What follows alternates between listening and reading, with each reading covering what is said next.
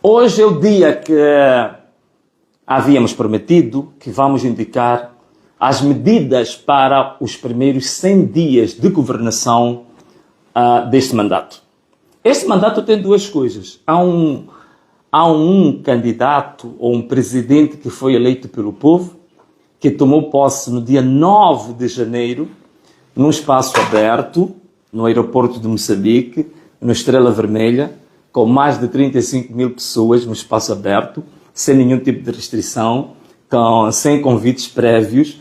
E depois, no dia 15 de janeiro, há um outro presidente, que é o presidente da Comissão Nacional de Eleições, que é o presidente da UIR, que é o presidente dos baleamentos, que é o presidente das matanças, que é o presidente das valas comuns, que é o presidente das detenções ilegais, que esse presidente tomou posse numa tenda fechada, em que o povo era proibido de se aproximar, o povo era baleado, e se vocês se recordarem, foi uma tomada de posse sangrenta, olhando para alguns jornais internacionais, como classificaram essa tomada de posse.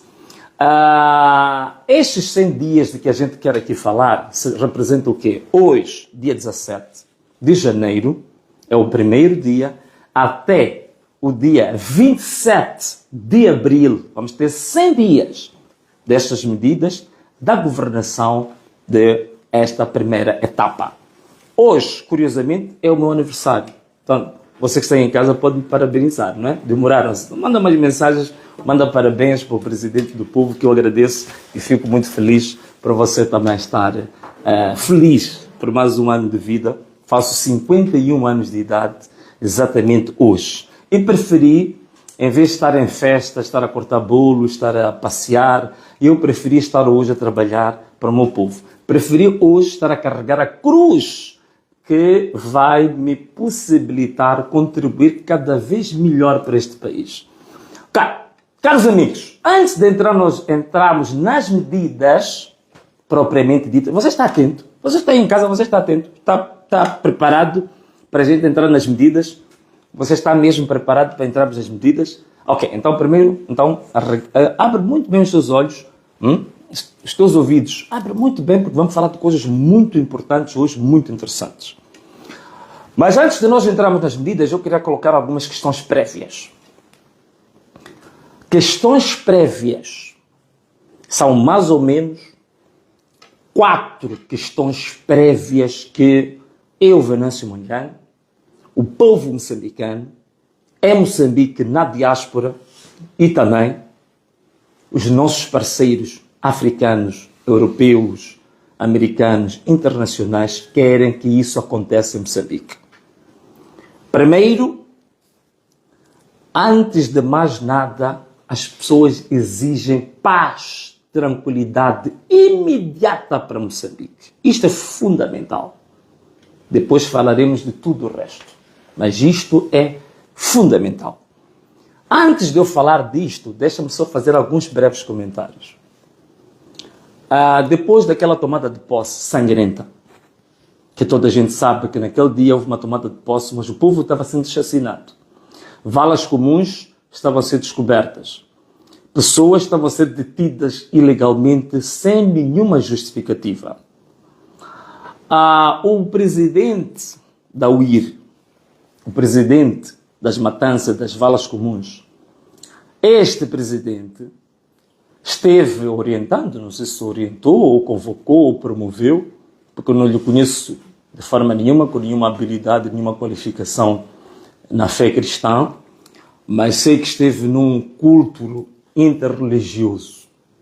A gente, quando vai para um culto, a gente parte do princípio que a palavra de Deus, a questão fundamental da palavra de Deus, é o amor, é a tolerância, a paz e a justiça.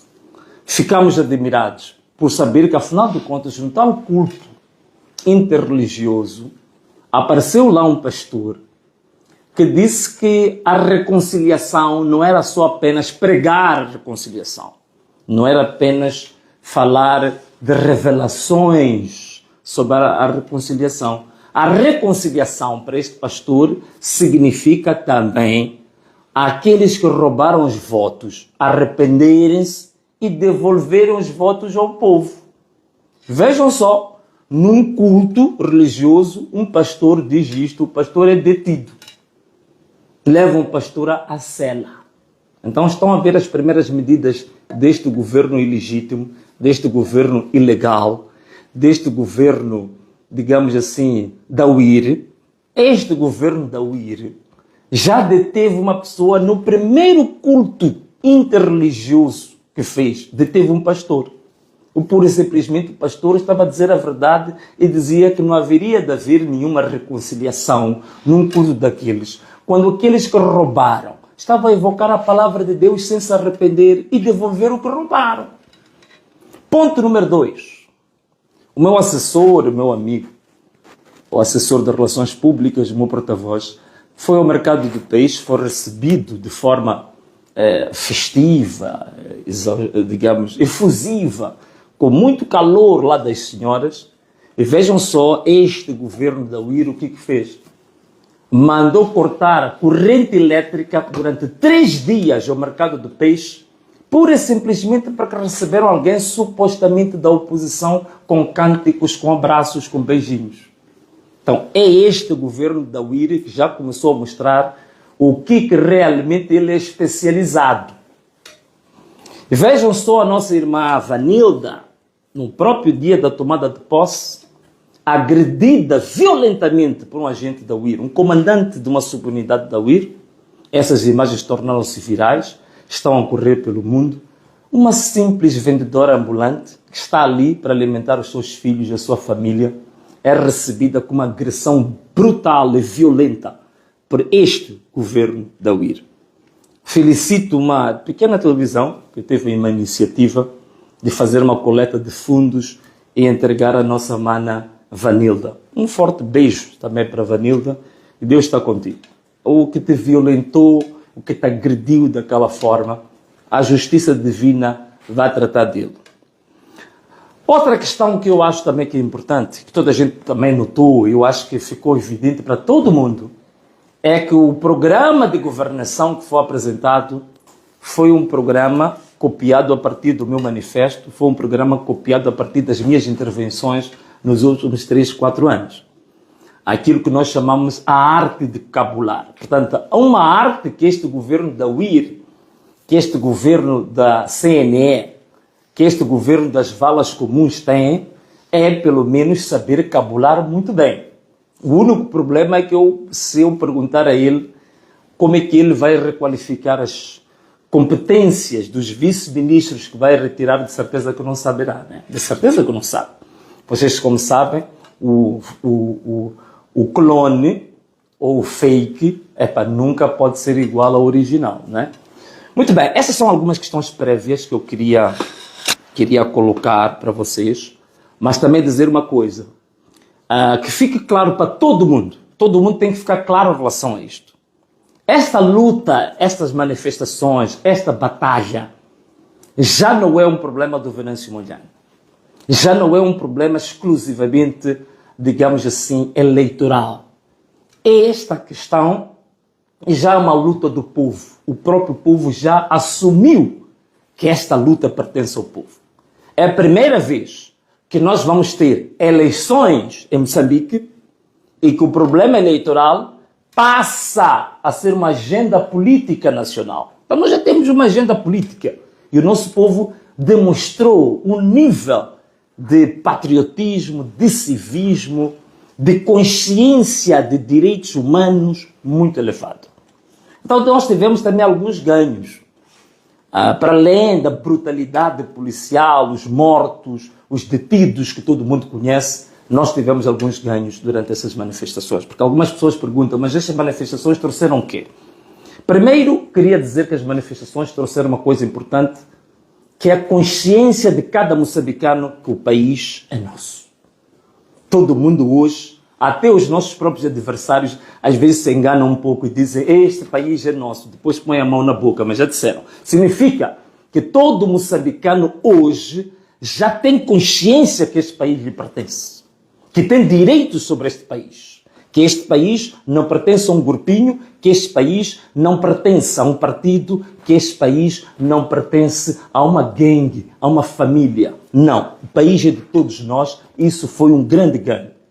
Outra coisa importante é que as comunidades que estão à volta dos locais onde nós temos a grande indústria em Moçambique, onde nós temos as mineradoras, temos a grande indústria do gás, do petróleo, dos diamantes, do ouro e de outros metais, ganharam consciência que os governos distritais deste governo da UIR pura e simplesmente andaram roubando o povo ao longo destes 50 anos.